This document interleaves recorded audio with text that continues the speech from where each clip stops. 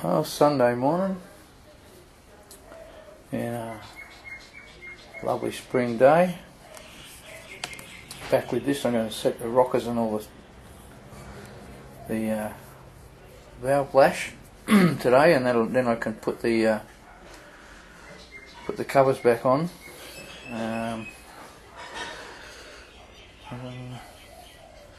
It's a bit of a task on this one, because if we had a balancer on the front of this engine, we could just put a socket on it and break a bar and swing it around. But as you can probably see there, on the front of the engine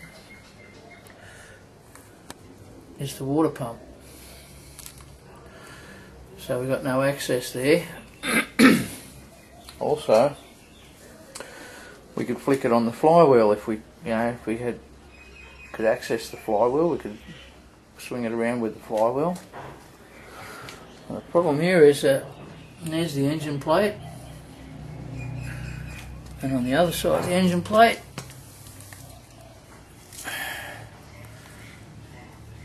that's it. Right behind that gadget there is the crankshaft, the coupling for the crankshaft, which just comes straight off the crank, no flywheel, straight down the drive line to the diff with the quick change rear end. And that gadget right there is a combination of a fuel pump and a power steering pump. That's the power steering. That's the power steering box there. Just there's the steering wheel, the power steering box, and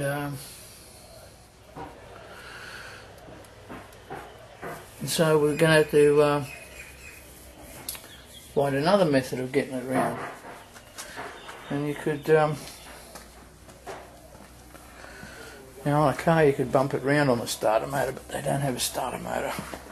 They've got no battery, no electrics. The only thing that is got anything remotely to do with electricity is that magneto, which most of you know created its own power. And as you can see, no starter motor. And yes, you probably realise that they bump start these things along, so I have to start them in gear. This is the gear lever. That'll put it in gear. That'll put it in neutral. And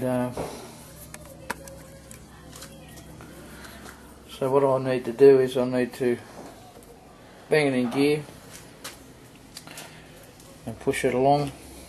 It's going to be a bit of a struggle on my own, because this engine's got about 14.5 or 15 to 1 compression ratio, so not exactly sure what gear ratios he's got in the diff at the moment, but anyway, yeah. And this is the fuel shut off here.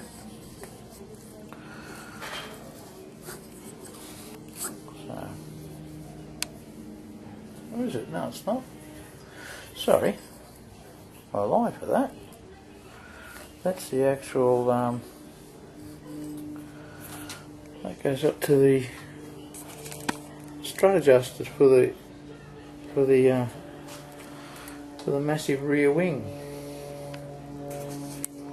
There's a fuel shut off. Oh, there's the fuel shut off. That's the fuel shut off right there. So what they would do is they'd open the tap up like so, and then they'd push it along with the ignition off, and all that does, it just shorts out the magneto there, so that goes straight to ground.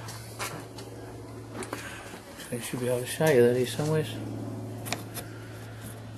I think the ground wire's hooked in with the earth there, that one there.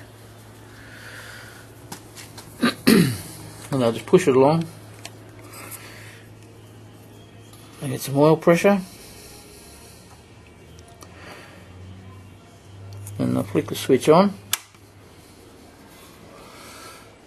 and if the fuel has come up to the injection via that pump down there, she'll start, and she'll keep going until it runs out of fuel, or you hit the off button, which is earthing out the mag, as I said before. If you've never seen around a sprint car, this is an older one.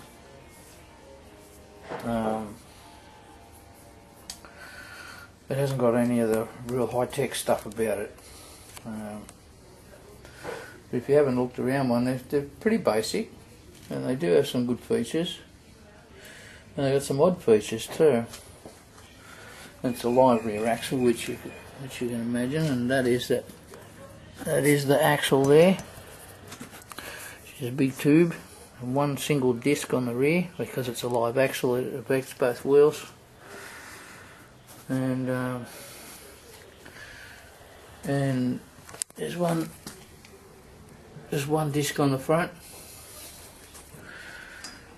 There's no brake on the other side, and that's because the things just keep going left and left and left and left, but you're actually, in actual fact, you're steering to the right. But I just thought I might show you. I did it once in a video about how I go about adjusting the valves and what to look for. And this formula works for 2, 4, 6 and 8 cylinders. Can't say I've worked on a 10 or a 12 cylinder, but I can only imagine that it will work very similar. And it pretty much works with overhead cam, a multi-cam, or a pushrod engine. But I'll give you a little. I'll draw a little diagram, and you can have a look what I'm talking about. Okay, so we'll start with a 4-cylinder. Most 4-cylinders, valve timing is, cylinder firing order is 1, 3, 4 and 2. Most of you know that on a 4-cylinder, if you've got number 1 cylinder up, you've got number 4 cylinder up, but only one of these is on top dead centre, the other's on bottom dead centre. And of course the same with number 3, when that one's up, number 2 cylinder is up. What you do is cut it in half, break it in half. So you've got 1 and 3, and these ones you put underneath 4 and 2. Okay, so that when number 1 cylinder is at top dead centre, number 4 cylinder is the valves will be rocking. You know what I mean by rocking? You tilt the engine so that way. As you wind the engine, the exhaust valve closes, inlets opening. The same goes with a 6-cylinder. 1, 5, 3, 6, 2, 4. And the same with an 8-cylinder. 1, 8, 4, 3, 6, 5, 7, 2. That's our timing on our Chevy. So if I wanted to adjust number 1 valves, I'll get number 6, the valves on number 6 rocking. When I want to adjust number 8, I'll get the valves on number 5 rocking.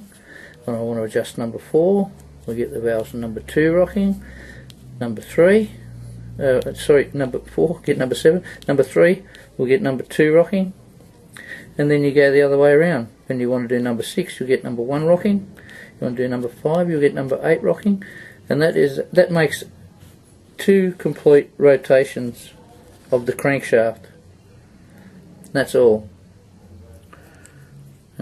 That's the way I've done it since I was 16 years of age I was taught that by a bloke, and that's the way I do it. And it can work, whatever your formula is, whatever your firing order. If you've got a Ford, it's going to be different. It's probably going to be 17, I can't remember. But anyways, it'll work the same way. Just arrange the numbers in the firing order.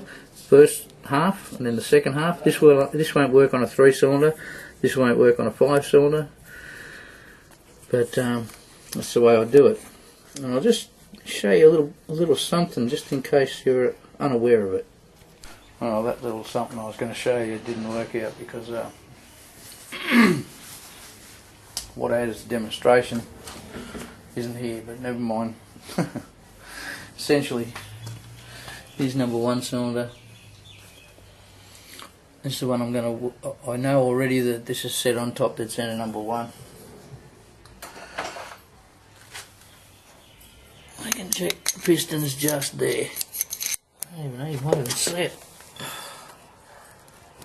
Well, if we had a torch in there, I reckon you would. But it is just there. Okay. And number 6 is right there. Now, if I had the valley cover off it, you could see really clearly. So this is a bit awkward to do this way. But by the same token, the exhaust will be coming up and closing, and the inlet will be just on the opening, and that's when I will adjust. That's when I will adjust these two.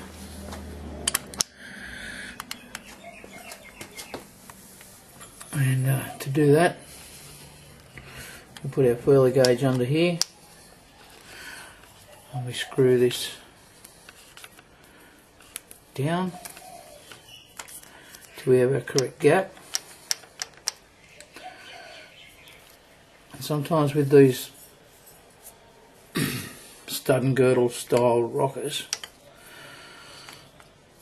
you might have to do them a couple of times, because when you put the clamp on, when you tighten the clamp up, which stops those from turning, it can sometimes change the gap. So you've got to kind of do it as you go.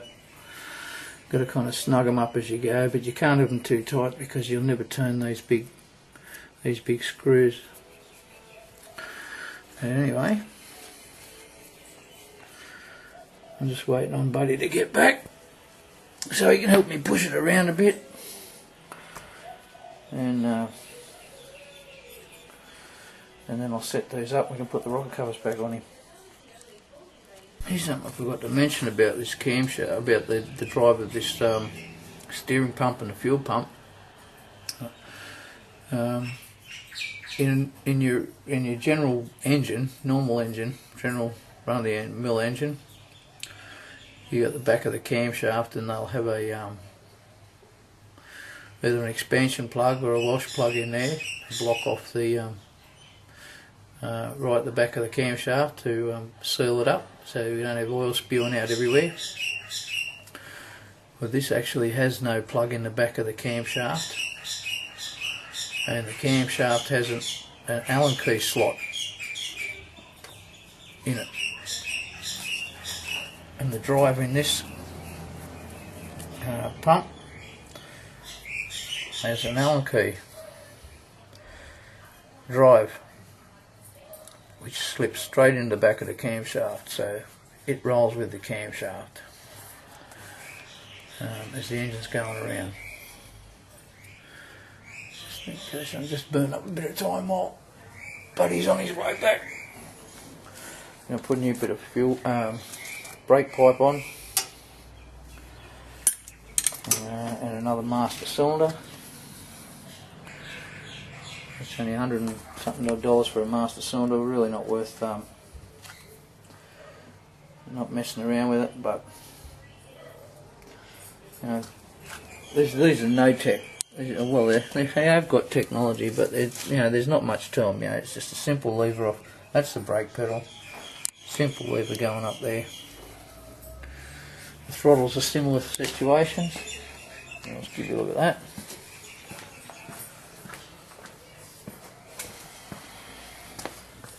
that's the pedal. You know, just pivot down there, runs to this heim joint, up through there. There it is. Just pokes through, and of course we'll hook up our linkage up to there. This might be Buddy now calling me. Hold on a sec. Yeah, it was Buddy. He just gave me the. I couldn't remember. We've got a folder with all the information, torque settings, timing. I think we have. What did I put in this? I think 34 degrees of timing. Yeah, I'm pretty sure 34. And our clearances here are 12 thousandths of an inch on the inlet, which is this one, and 15 thousandths on the exhaust. And as you probably can tell, exhaust valve, inlet valve, exhaust valve, inlet, exhaust. So on the other side there, we'll be looking for the valves to be just going whoop. This one will come up, well, not on this cylinder, on number 6, for demonstration purposes. The valve on number 6, the exhaust will come up, and the inlet will just start to come down, and then we'll spin it round to the next cylinder that we need. Now it is a bit, on a normal car it's not a big deal because you're standing right in front of it and you can swing it around, you can see what's going on, you know, from that direction. You can watch the rockets over there as you're swinging it round, but like this I'll just have to be waddling from one side to the other. I might put on a few kilometres walking around it, but hey, that's no big deal. Well, when we go out to the track too, we'll get once we've been and done this dyno, we go out to the track there. They have a couple of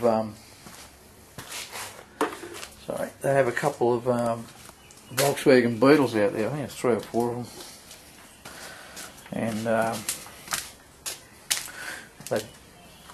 they season the track up and they put tyres like these on them, on the back of these Volkswagens, and they just go around, do lap after lap after that, lap after lap after lap, and they pack it all down, pack all the clay down. So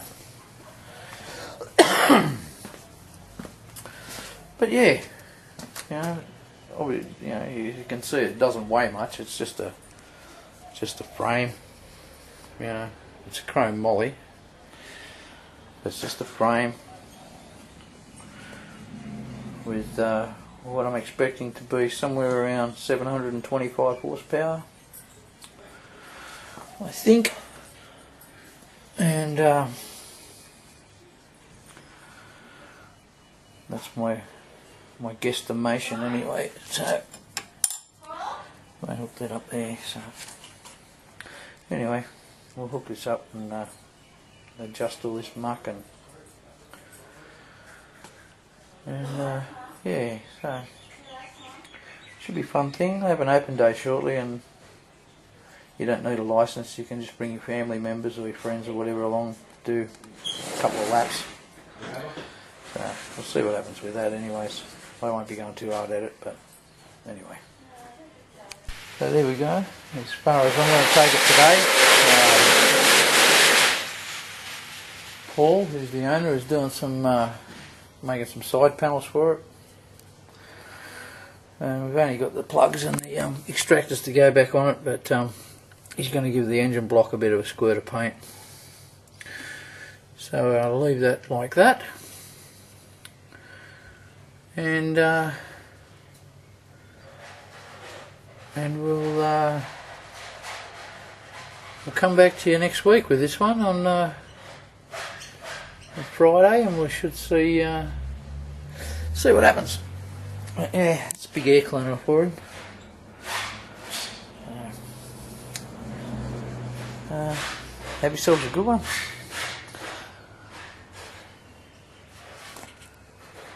Just before I go, thanks Bill. Always broke garage, but aren't we always? That's for sure. And I got that one the other day, a few weeks ago. Sorry Bill, I haven't gotten around to acknowledgement, but thanks again buddy. And the board's going to be underway very shortly, and also from JE Aerosport, we got one from him. Thank you very much. And I think I mentioned to everyone that I was getting stickers made up. I got the first prototype. It's just having a little bit of something different happening to it, but that's what she'll be like, and she'll have the YouTube logo just in there. So expect one of those. You guys have got all your addresses that have sent one sticker to me, and if you want to do yourselves a sticker swap with me, PM your address. I'm getting a few of these made up, so first in will be the best dressed. But so yeah, have a good one.